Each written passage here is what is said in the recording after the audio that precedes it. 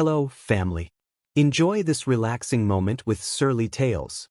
Remember to hit the like button, subscribe, and share your thoughts in the comments. It means the world to us. Also, share this video with your friends and loved ones, and turn on post notifications so you don't miss future videos from us. Thank you as you do so. Sit back and relax as we dive into the story. The city of Lagos buzzed with life, a kaleidoscope of neon lights reflecting on the wet asphalt streets as night fell. Ada stared at her reflection in the tinted glass of a luxurious hotel lobby, her heart pounding in a mix of excitement and unease. Her friend Kemi had insisted she come to the event, promising it would be life-changing. For Kemi, life-changing often meant opportunities to network with the elite. For Ada, it meant the faint hope of selling one of her paintings. The banquet hall inside the hotel was like a scene out of a Nollywood blockbuster: golden chandeliers, tables adorned with the finest tableware, and men in bespoke suits mingling with women in flowing gowns. Ada felt like an imposter in her borrowed dress, a simple blue number that Kemi had lent her for the night. Her natural afro was styled neatly, but the insecurity in her eyes betrayed her confidence. Kemi, ever the social butterfly, had vanished into the crowd within minutes of their arrival, leaving Ada to fend for herself. She wandered toward the bar, hoping a glass of wine would calm her nerves. The bartender handed her a drink with a smile, but the price on the menu had nearly made her gasp. Kemi's words echoed in her head, "This is your chance, Ada. Just charm them. You never know who might commission a painting." She glanced at the room full of Lagos elites, feeling more out of place with every passing second. Then she saw him. Connel stood near the grand staircase, his tailored tuxedo fitting him perfectly. His sharp features and tall frame gave him an air of authority, but it was the quiet confidence in his demeanor that truly set him apart. He wasn't laughing loudly like some of the other men, nor was he trying to impress anyone. He simply observed the room with piercing eyes, as though he could see through the pretenses. Ada quickly looked away, feeling her cheeks heat up. She didn't know who he was, but his aura screamed wealth and power, two things she had never been close to in her life. She sipped her wine, telling herself to focus. But before she could muster the courage to approach anyone about her art, Kemi reappeared, laughing loudly with a group of men and women. "Ah, Ada!" Kemi exclaimed, linking arms with her. "You've been hiding here? Come, meet some people." Ada allowed herself to be dragged along, her polite smile firmly in place. She shook hands, exchanged pleasantries, and tried to feign interest as conversations swirled around luxury vacations, investments, and designer brands. By her third glass of wine, her head was spinning, and her nerves were fraying. Kemi had disappeared again, leaving Ada stranded. Outside the banquet hall, the night air was a welcome relief. Ada leaned against a pillar, the cool breeze brushing her skin. She had no money for a ride home, her wallet was empty, and Kemi, her only lifeline, was nowhere to be found. She stared at her phone, willing Kemi to answer her messages, but there was no response. "Are you all right?" a deep voice asked. Ada turned sharply, nearly losing her balance. It was the man from the staircase, Connel. Up close, he was even more intimidating. His dark eyes studied her with genuine concern, his brows slightly furrowed.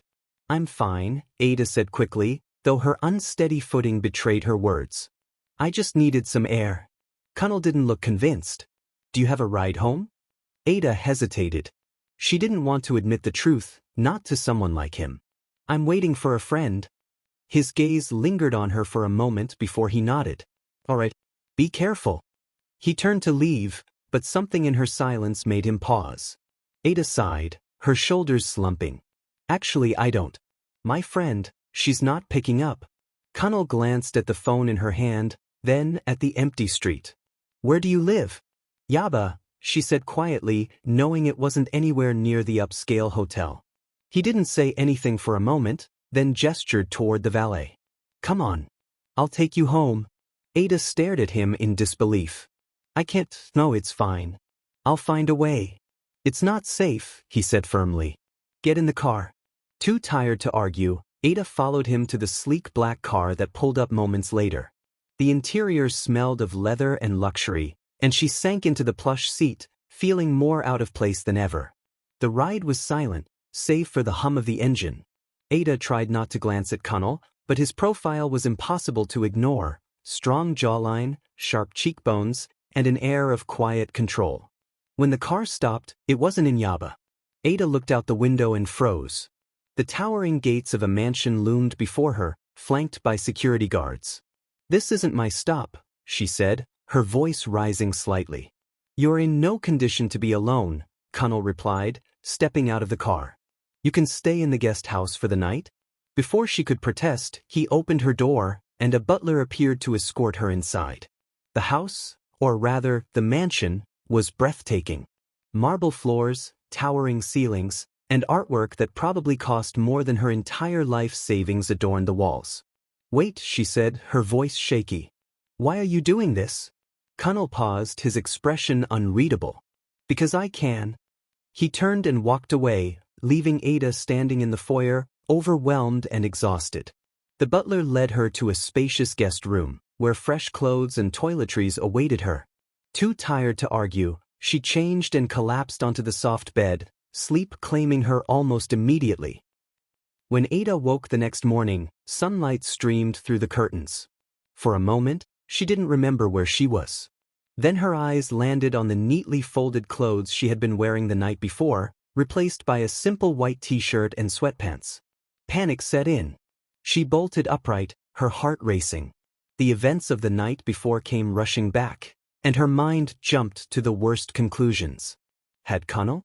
The door opened, and Connel stood there, holding a tray of breakfast. He raised an eyebrow at her panicked expression. "Good morning. You look like you've seen a ghost." "What happened last night?" Ada demanded, clutching the bedsheet. Connel set the tray down on the table, his calm demeanor unwavering. "You drank too much and you had nowhere to go. I brought you here. That's all." "And my clothes?" she asked, her voice sharp. "You were uncomfortable in your dress. The staff changed you into something more suitable for sleeping," he said matter-of-factly. Ada stared at him, trying to read his expression, but his face was impassive. Her embarrassment and mistrust warred within her. "Why are you being so nice to me?" she asked finally, her voice softer. Connel sighed, leaning against the doorframe. "Because sometimes people need help. Eat your breakfast. You'll feel better." He left before she could respond, leaving Ada to wrestle with her confusion. She looked at the tray of food, fresh fruit, eggs, and toast, and realized she was starving. As she ate, she couldn't shake the feeling that her life had just taken a turn she didn't understand. Little did she know, this was only the beginning. The smell of freshly brewed coffee filled the air as Ada descended the sweeping staircase of Kunle Ayadeji's mansion. The vastness of the space made her feel small, yet the warmth of the sunlight streaming through the large windows offered a strange sense of comfort. She was still shaken by the events of the previous night. The idea of being indebted to a man like Connel unsettled her, but she couldn't deny the kindness he had shown her. As she stepped into the dining room, Connel sat at the head of the table, his phone in one hand and a mug of coffee in the other. He looked up when she entered, his piercing gaze briefly softening. "You're up," he said simply, gesturing to the spread of food on the table. "Help yourself." Ada hesitated. The room, like the rest of the house, was intimidating. The table was large enough to seat 20 people, and the food, croissants, fresh fruit, pancakes, and more, looked like something out of a luxury magazine. She perched on the edge of a chair, feeling out of place. "I appreciate what you did for me," she began, her voice low. "But I don't belong here. I should leave." Connel set down his phone and studied her for a moment. "Where will you go?" The question hung in the air, heavy and unanswerable. Ada looked down at her hands, her fingers fidgeting with the edge of her borrowed t-shirt. "I'll figure something out," she muttered. Connel leaned back in his chair, his expression unreadable. "Look, I didn't bring you here to make you uncomfortable. I saw someone who needed help, and I acted. If you want to leave, you can. I'll even have my driver take you. But if you have nowhere to go, you're welcome to stay here, temporarily." Ada's head shot up, her eyes narrowing. "Why would you do that? You don't even know me." Connel shrugged. "Let's just say I have a soft spot for people trying to survive in a world that's stacked against them." His words caught her off guard. There was no arrogance in his tone, only a quiet sincerity that made her defenses falter. Still, the idea of staying in his house felt absurd. She was just a struggling artist, barely making ends meet. He was a billionaire whose world was so far removed from hers, it might as well have been another planet. "I don't want to be a charity case," she said firmly. Connell's lips twitched, almost forming a smile. "I'm not offering charity. I'm offering you a safe place to stay while you figure things out. Think of it as an investment in your potential." Ada frowned. "What potential?" "That's for you to discover," he said, rising from his seat. "The offer stands. Take your time deciding." With that, he walked out of the room, leaving Ada alone with her thoughts. She stared at the untouched food on her plate, her appetite gone. His words swirled in her mind, both infuriating and intriguing her. Later that day, Ada found herself wandering through the mansion. The house was a masterpiece of architecture, every detail meticulously designed, from the intricate carvings on the wooden staircase to the modern art adorning the walls. She paused in front of a painting, its bold colors and abstract forms drawing her in. "You like it?" Connell's voice startled her, and she turned to see him standing a few feet away. He was dressed casually now, in a simple white shirt and jeans, but he still exuded the same commanding presence. "It's beautiful," she admitted. "Who's the artist?"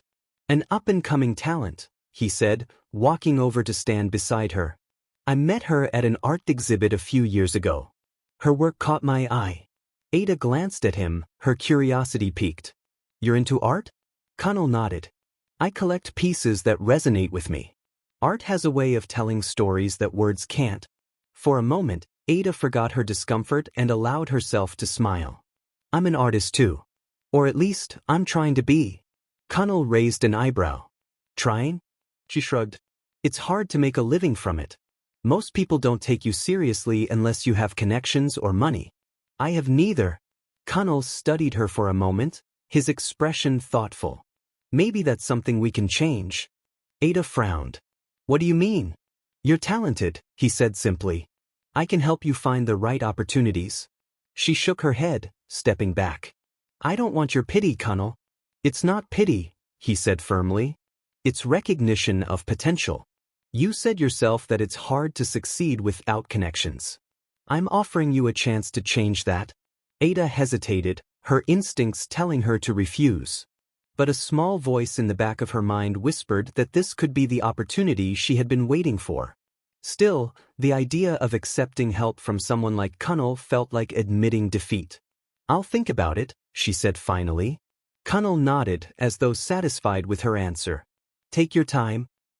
Over the next few days, Ada remained at Connell's mansion, though she kept to herself as much as possible. She spent hours sketching in the guest room he had given her, pouring her emotions onto the pages. The space was more luxurious than anything she had ever experienced. Its large windows overlooked a manicured garden, and the bed was so comfortable it felt like sleeping on a cloud. Yet, she couldn't shake the feeling that she didn't belong. One evening, Connell found her sitting by the pool, her sketchpad balanced on her knees. She looked up as he approached, feeling a mix of annoyance and gratitude. "You've been quiet," he said, taking a seat across from her. "I didn't want to intrude," she replied. "You're not intruding," he said. "This is your home for now." Ada looked away, her fingers tightening around the pencil in her hand. "Why are you so kind to me? You don't even know me." Connell leaned back in his chair, his gaze steady. "Because I see someone who's trying to make something of herself, despite the odds. I admire that." His words caught her off guard, and she didn't know how to respond. They sat in silence for a while, the only sound the gentle lapping of the pool's water. "Tell me about your art," Connell said suddenly. Ada hesitated, then began to speak, her voice soft at first but growing stronger as she described her passion for capturing the vibrancy of African life. She told him about her struggles to find buyers, her frustration with the elitism of the art world, and her dream of one day having her own gallery. Connell listened intently, his expression thoughtful. When she finished, he nodded. "I believe in you, Ada. And I think the world needs to see what you can do." Her chest tightened at his words, a mix of fear and hope rising within her. For so long, she had felt invisible, her talent overlooked by a world that valued wealth over creativity. But now, for the first time, someone was offering her a chance. Maybe, just maybe, she could take it? Ada stood in front of the mirror, adjusting the flowing ochre dress that Connell's housekeeper had tailored for her. She hardly recognized herself. The vibrant yellow and blue fabric brought out her smooth, dark skin, and the intricate beadwork on the neckline made her feel regal. The reflection staring back at her was someone she hardly recognized, a woman on the cusp of stepping into a world far removed from the one she knew. The thought made her heart race. Tonight, Connell was taking her to a private art exhibition at one of Lagos's most prestigious galleries. It wasn't just any event. This was where the crème de la crème of society gathered to celebrate culture, creativity, and, most importantly, wealth. Connell had insisted she come, not only to experience the art world from the inside but to introduce her to people who could change the trajectory of her career. She had resisted at first, wary of being paraded around as some kind of project. But Connell had been patient, assuring her that this wasn't about him. It was about giving her the chance to shine. Now, as she descended the sweeping staircase of his mansion, she saw him waiting by the door. Dressed in a sleek, tailored navy blue agbada with gold embroidery, Connell looked every inch the billionaire he was. He glanced up when he heard her footsteps, and for a brief moment his composed demeanor faltered. "You look stunning," he said, his voice softer than usual. Ada felt her cheeks heat up but managed a small smile. "Thank you. You don't look so bad yourself." Connell chuckled, offering his arm. "Shall we?" The ride to the gallery was a study in contrasts. As Connell's luxury car glided through the streets of Lagos, Ada watched the familiar sights of her old life fade away. Vendors shouted from crowded sidewalks, the din of honking cars and motorcycles creating the symphony of the city. But as they entered the affluent Ikoyi neighborhood, the streets grew quieter, the buildings taller, and the cars sleeker. When they arrived at the gallery, Ada felt the weight of the evening settle over her. The space was grand, with high ceilings, minimalist decor, and walls lined with artwork that seemed to radiate wealth and exclusivity. Guests moved through the room with practiced elegance, their laughter and conversation blending into a low hum. Ada clutched her clutch bag tightly, feeling the familiar pang of inadequacy. But then Connell placed a reassuring hand on her back, guiding her forward. "You belong here," he murmured. The words bolstered her enough to follow him into the crowd. Connell introduced her to several people, gallery owners, art collectors, and even a couple of artists she had admired from afar. At first, she stumbled over her words, nervous in the presence of such polished individuals. But as the evening wore on, she found her footing. Connell stayed by her side, subtly steering the conversation to highlight her talent. When a prominent art dealer expressed interest in her work, Ada's heart soared. For the first time, she felt seen, not as an outsider, but as an artist with something to offer. By the end of the night, Ada was buzzing with excitement. She and Connell sat in the back of the car, the city lights flashing past them. Ada turned to him, her eyes bright. "Thank you," she said. "I don't know how to repay you for this." Connell smiled, his expression warm. "You don't need to repay me, Ada. Just keep creating. The world needs to see your art." His words lingered in her mind as they returned to the mansion. She stayed up late that night, sketching furiously in her notebook. The connections she had made at the gallery ignited a new fire within her, and for the first time in years, she felt hopeful about her future. Over the next few weeks, Ada found herself slowly adapting to life in Connell's world. He introduced her to more people in the art scene, helped her secure a spot in a local exhibit, and even arranged for a photographer to capture her work for promotional materials. With his guidance, she began to build a portfolio that showcased her unique perspective, vibrant, deeply personal depictions of African life. But it wasn't all smooth sailing. The whispers started almost immediately. "Who is she?" Ada overheard one woman ask at a luncheon Connell had invited her to. "I heard she's staying at his house." "A bit bold, don't you think?" Connell always had a soft spot for charity cases, another woman replied, her tone dripping with disdain. Ada's cheeks burned with humiliation, but she kept her head high, refusing to let their words break her. She focused on her work, pouring her emotions into every piece she created. Her sketches became more daring, her colors more vivid, as though she were determined to prove her worth through her art. Connel, for his part, seemed unfazed by the gossip. When she brought it up one evening, he shrugged. "People will always talk," he said. "What matters is how you respond." Ada wanted to believe him, but the scrutiny weighed heavily on her. No matter how much she achieved, it seemed there would always be those who dismissed her as nothing more than a woman riding on Connel's coattails. One evening, as they sat in the garden after dinner, Ada finally voiced her frustrations. "I don't belong in your world," she said, her voice tinged with bitterness. "No matter what I do, people will always see me as an outsider." Connel leaned forward, his expression serious. "You don't need to belong to anyone's world, Ada. Create your own. Let them talk. Let them doubt you. In the end, the only person you need to prove anything to is yourself." His words struck a chord deep within her. She looked at him, her heart swelling with a mix of gratitude and something else she couldn't quite name. "Thank you," she said quietly. Connel smiled, his gaze lingering on her. "You don't need to thank me, Ada. You're the one doing the hard work." In that moment, Ada realized how much she had come to value his presence in her life. He wasn't just a benefactor. He was a friend, a mentor, and perhaps something more. As Ada's reputation in the art world grew, so did her confidence.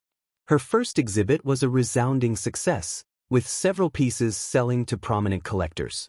Connel attended the event, his pride evident as he introduced her to the guests. That night, as they returned to the mansion, Ada felt a sense of fulfillment she hadn't experienced in years. She looked at Connel, her heart full. "Maybe I do belong," she said softly. Connel smiled, his eyes warm. "You always did. You just needed to see it for yourself." Their gazes met, and for a moment, the air between them shifted. It was a quiet, unspoken acknowledgement of the bond that had formed between them, a bond that neither of them could deny. But as they stepped inside the mansion, Ada couldn't shake the feeling that their worlds, though closer now, were still worlds apart. And she wondered if love alone would be enough to bridge the gap. The day Ada's art was featured in the lifestyle section of the Vanguard, she sat at the breakfast table with a mixture of pride and dread. The headline read, "Ada Okafor, the rising star of Lagos art scene." The article praised her bold use of color and her ability to depict the vibrancy of African life with authenticity. It even credited Kunle Adedeji for mentoring her and providing a platform to showcase her work. While Ada couldn't deny the exposure was beneficial, the article's focus on Connel as her benefactor stung. It minimized her hard work, framing her success as a byproduct of his wealth and influence. It didn't help that whispers of their relationship had only grown louder. Connel entered the room, a newspaper tucked under his arm. He was dressed casually in a crisp white shirt and tailored pants, yet he still exuded the effortless authority that made him so magnetic. He placed the paper on the table, smiling. "You've made it to the Vanguard. That's no small feat," he said, pouring himself a cup of coffee. Ada frowned, pushing her plate aside. "Did you read the article?" Connel raised an eyebrow. "I skimmed it." "Why? It's not about me," she said, her voice tinged with frustration. "It's about you. How I'm lucky to have your help. Like my work means nothing without your name attached to it." Connel sighed, setting down his coffee. "Ada, you can't control how people perceive things. What matters is that your work is getting the attention it deserves." "But at what cost?" she asked, her voice rising. "Everyone thinks I'm just some charity project. That I wouldn't be here without you." Connel leaned forward, his expression serious. "Would you?" The question hung in the air, cutting deeper than Ada expected. She stared at him, her pride warring with the truth. She hated to admit it, but Connell's support had been instrumental in her success. Yet, that didn't make her any less deserving. "I work hard," she said, her voice trembling. "I've poured my heart and soul into my art. That should count for something." Connell softened, his gaze steady. "It does, Ada. More than you know. But this world, my world, has its own rules. People will talk, they'll judge, and they'll doubt you. It's up to you to prove them wrong." His words didn't entirely soothe her, but they gave her something to hold on to. She nodded slowly, her determination rekindling. The criticism only intensified after that. Social media was abuzz with speculation about Ada's relationship with Connel. Some praised her work, while others accused her of using Connel to climb the social ladder. At a high-profile gala a week later, Ada overheard a conversation that left her blood boiling. "She's beautiful, I'll give her that," a woman said, her voice dripping with condescension. "But talent? Let's be honest, it's Connel's name that's selling her art." Ada clenched her fists, struggling to keep her composure. She was about to confront the woman when Connel appeared at her side, his presence as steadying as a rock. "Is there a problem?" he asked, his voice calm but with an edge that made the woman freeze. She stammered, her face turning red. "No, of course not. I was just admiring Miss Okafor's work." Connel's gaze didn't waver. "Good. You should. It speaks for itself." The woman quickly excused herself, and Connel turned to Ada, his expression softening. "Don't let them get to you." Ada exhaled, her anger giving way to exhaustion. "It's easier said than done." Connel smiled faintly. "I know. But you're stronger than they think." Over time, Ada began to lean into that strength. She channeled her frustrations into her art, creating pieces that were more daring and unapologetic than ever before. Her next exhibit was a bold commentary on societal expectations and the intersections of wealth, power, and identity. It sparked conversation and, to her surprise, garnered widespread acclaim. One piece, in particular, caught the attention of critics, a painting titled Bridges. It depicted two figures standing on opposite sides of a broken bridge, their hands outstretched but unable to touch. The vibrant colors and raw emotion in the piece resonated with viewers, many of whom interpreted it as a reflection of Ada's own journey. Connel attended the exhibit as always, but this time he stayed in the background, letting Ada take the spotlight. As she mingled with guests, she caught his eye from across the room. His expression was one of quiet pride, and in that moment, she realized how much his belief in her meant. Despite her growing success, the challenges persisted. Connel's wealthy friends and business associates often viewed her with skepticism, and even Connel's family began to question their closeness. When Connel took Ada to his family home in Abeokuta for a weekend visit, she was met with polite but pointed questions from his mother, Alhaja Ayadeji. A regal woman with a commanding presence, Alhaja was fiercely protective of her son and skeptical of Ada's intentions. "So, Ada," Alhaja began over dinner, her tone sharp but polite. "Tell me, what are your plans for the future? Beyond painting?" Ada swallowed, feeling the weight of the question. "I plan to open my own gallery someday. A space that showcases emerging African artists and tells our stories." Alhaja raised an eyebrow. "Ambitious. And do you think Connel's resources will be enough to sustain such a venture?" Ada's cheeks flushed, but she kept her voice steady. "I don't want to rely on Connel's resources. I want to build something of my own." The response seemed to surprise Alhaja, though she said nothing more. Later that night, as Connel walked Ada to her room, he apologized. "She can be intense," he said, rubbing the back of his neck. Ada smiled faintly. "I understand. She's just looking out for you." Connel stopped and turned to her, his gaze searching. "You don't need to prove anything to her, Ada. Or to anyone else. Just keep being you." His words warmed her, but they also left her wondering. How much of herself could she hold on to in his world? As their bond deepened, Ada and Connel began to confront their feelings for each other. One evening, as they walked through the garden of Connel's mansion, he stopped abruptly and turned to her. "Ada," he said, his voice uncharacteristically uncertain. "I need you to know something." She looked up at him, her heart pounding. "What is it?" He hesitated, his usual confidence faltering. "I care about you. More than I expected to. But I don't want to complicate things for you, or for us." Ada's breath caught. She had felt the same pull toward him for months but had buried it, fearing the implications. Now, standing under the moonlight, the weight of their unspoken connection was impossible to ignore. "I care about you too," she admitted softly. "But your world, it's not easy for someone like me." Connel stepped closer, his gaze intense. "Then let's create a world of our own. His words left her speechless, a mix of hope and fear swirling in her chest. She wanted to believe him, to believe that their love could transcend the barriers between them. But deep down, she knew the road ahead would be anything but easy.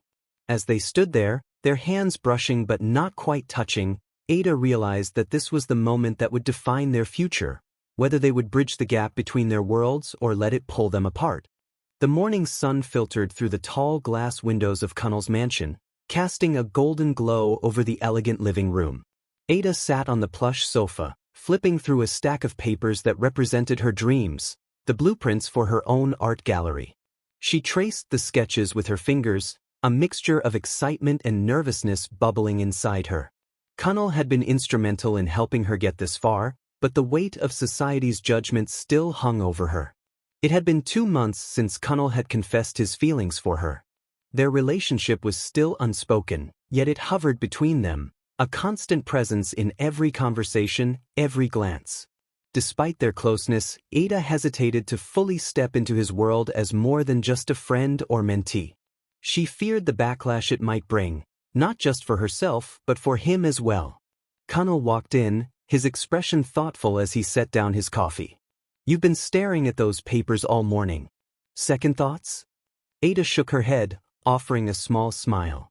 "Not second thoughts. Just wondering if I'm ready for this." Connel sat beside her, his proximity sending a wave of warmth through her. "You're more than ready, Ada. You've proven that time and time again." "But what if people don't take me seriously?" she asked, voicing the fear that had been gnawing at her. "What if they think the gallery is just another handout from you?" Connel placed a reassuring hand on hers. "Let them think what they want. The people who matter, the ones who truly see your talent, they'll know the truth. And the rest? They're just noise." His words were meant to comfort her, and they did, to some extent. But Ada couldn't help feeling that their relationship, and the scrutiny it brought, would always overshadow her achievements. She wanted to succeed on her own terms, without being reduced to Connel's project. Later that week, Connel invited Ada to his family home in Abeokuta again. This time, the visit was different. Connel wanted to introduce her not as his guest, but as someone who had become an integral part of his life. Alhaja Ayadeji greeted them with her usual regal demeanor, her geli wrapped impeccably as always. She regarded Ada with the same reserved curiosity as before, though her tone was slightly warmer. "Ada, welcome," she said, gesturing for her to sit. "Connel tells me you've been working on something exciting." Ada nodded, her voice steady despite her nerves. "I'm opening a gallery soon. It's been a dream of mine for years." Alhaja raised an eyebrow, her expression unreadable. "Ambitious. I hope you understand the responsibility that comes with such an endeavor." "I do," Ada replied, meeting her gaze. "It's not just about me. I want to create a space that uplifts other artists like me, those who don't have access to the opportunities I've been fortunate to receive." For a moment, Alhaja said nothing. Then, to Ada's surprise, she smiled faintly. "That's admirable. It's good to see someone who understands the importance of giving back." Connel watched the exchange with quiet satisfaction, his respect for Ada evident in the way he looked at her. He had always admired her strength and determination, but seeing her hold her own in front of his formidable mother only deepened his feelings. A few weeks later, Ada's gallery opened in the heart of Lagos. The event was a celebration of African art and culture, featuring works from emerging artists across the continent. The turnout was beyond anything Ada had imagined. Collectors, critics, and even a few celebrities attended, drawn by the unique vision she had brought to life. Connel was there, of course, but he stayed in the background, allowing Ada to take the spotlight. She moved through the room with a newfound confidence, her passion for her work shining through in every conversation. As the night drew to a close, Connel pulled her aside, his eyes glowing with pride. "You did it, Ada. This is all you." She smiled, her heart full. "I couldn't have done it without you, Connel. You believed in me when I didn't believe in myself." He took her hand, his voice soft. "You've always had it in you, Ada. I just helped you see it." Their gazes locked, and in that moment, the walls they had both built around their feelings crumbled. Connel leaned in, his lips brushing hers in a kiss that was tender yet filled with all the emotions they had been holding back. When they pulled away, Ada's cheeks flushed, but she didn't look away. "Connel, are you sure about this? About us?" "I've never been more sure of anything," he said, his voice steady. "You're not just someone I care about, Ada. You're someone I respect, someone who inspires me. And I want to build a life with you." Tears welled up in Ada's eyes, but she smiled through them. "I want that too." The road to their wedding wasn't without its challenges. There were still whispers, still doubts from some corners of society. But Connel and Ada faced them together, their bond growing stronger with every obstacle. The wedding itself was a stunning blend of modern elegance and traditional African culture. Ada wore a breathtaking gown for the church ceremony, followed by a vibrant Aso-oak ensemble for the traditional Yoruba engagement. Friends, family, and colleagues from both their worlds came together to celebrate their love, creating a tapestry of unity and joy. Alhaja Ayadeji, who had initially been skeptical of Ada, gave a heartfelt speech at the reception. "Ada, you've shown me that strength and grace can come from the most unexpected places. Welcome to the family." Connell's eyes never left Ada throughout the evening. When they shared their first dance as husband and wife, he whispered in her ear, "This is just the beginning." As the months turned into years, Ada and Connell built a life that was uniquely theirs. Her gallery flourished, becoming a beacon for African artists. Connell, inspired by Ada's vision, expanded his philanthropic work, funding initiatives that supported creative industries across the continent. Their love was not without its challenges, but they faced each one with the same resilience that had brought them together. They had built a bridge between their worlds, not just for themselves, but for those who would come after them. And as they stood hand in hand at the opening of Ada's second gallery, the applause of the crowd ringing in their ears, Ada knew she had found her place. Not in Connell's world or even her own, but in the one they had created together. The end. If you enjoyed this story, we invite you to give it a like and subscribe to our channel. Your support motivates us to keep bringing heartwarming stories almost every day. We are very grateful for your support. See you soon.